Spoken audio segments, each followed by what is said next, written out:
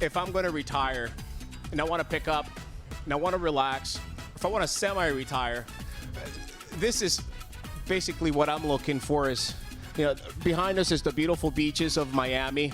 We have restaurants galore. So if you want, whether it's Chinese, Japanese, Cuban, cuisine, anything that you could possibly think of, it's here. It's waiting for you in beautiful downtown Miami. I have the opportunity to meet with Dan. Dan is one of those really lucky people who has the opportunity to actually sell real estate, not only here in Pennsylvania, but also in Florida. But man, how do you do it? I mean, that's crazy. Let's start with this. Where are you originally from? I grew up in Whitehall, Pennsylvania, obviously, and for the last 14 years I've lived in Catasauqua. I met my wife in Catasauqua and decided to move there. When I met her, jump right into this story, when I met her, she said, hey, when I retire from teaching, I'm retiring to Florida. Fast forward 14 years, and she retired. And she built her house. We built the house, but it's basically her dream. And I thought, well, I'll get my real estate license in Florida and see what happens and see if I can transition down there. How hard was that, getting your license down there?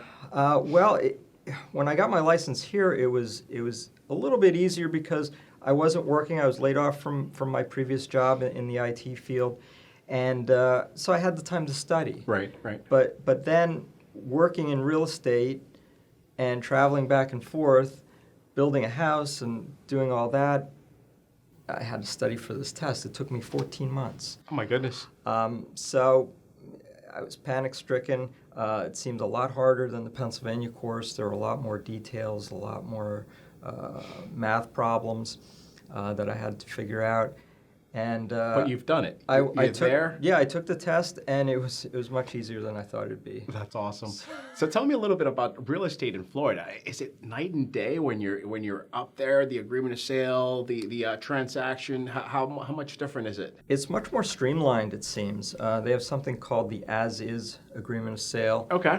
Which buyers can still do home inspections and things like that, and they can still get out of the deal if they need to, if the inspections come up too extreme. Probably 99% of the realtors down there are using the as-is agreement of sale, which, like I said, streamlines the whole process. Very nice. And there's fewer documents. We don't do a buyer agency contract. Everybody's pretty much a transaction agent.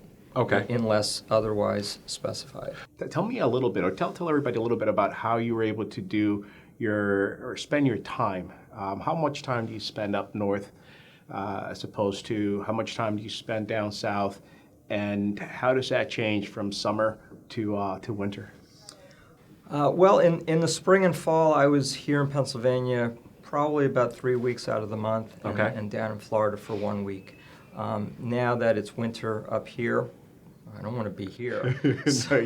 So I'm flip-flopping that. I spend 3 weeks down there and 1 week up here. Dan, thank you so much for being here. Thank you for sharing a little bit about your life, your story, how you're really making this work for you, having the opportunity to both be a real estate agent up in Pennsylvania and then down south. Anything that you want to share to anybody who's actually thinking about moving to a warmer area? Anybody wants to come down and buy a house, give me a call.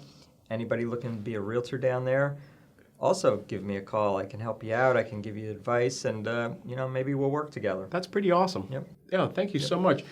Thank you. Dan, it's nice to have you up here in this cold weather. I know you can't wait to actually board your plane and head on back down to beautiful sunny Florida. So thank you so much for giving me the opportunity to do this. Sure. And any questions, we're here for you.